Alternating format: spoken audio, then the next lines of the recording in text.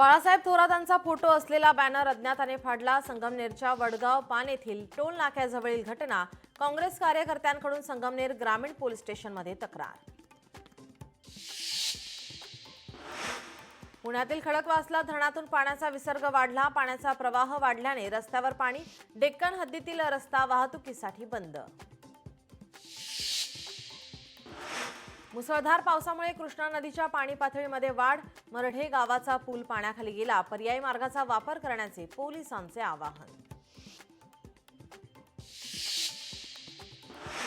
सातारा जिल्ह्यात पावसाचा जोर वाढला। कोयना धरणातून पाण्याचा मोठ्या प्रमाणात विसर्ग सुरू। धरणाचे 6 दरवाजे 6 फूट 6 इंचांनी उघडले। पुण्यात वाहनांच्या तोडफोडीचं सत्र सुरूच। हातात कोयता आणि हॉकी स्टॉक घेऊन टोळक्यांनी केली वाहनांची तोडफोड। तोडफोडीमध्ये 7 ते 8 वाहनांचं मोठं नुकसान।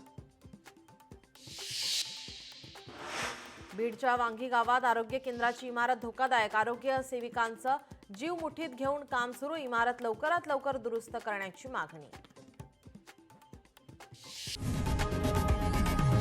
लोकशाही मराठी ऐका, पहा, जागरूक रहा।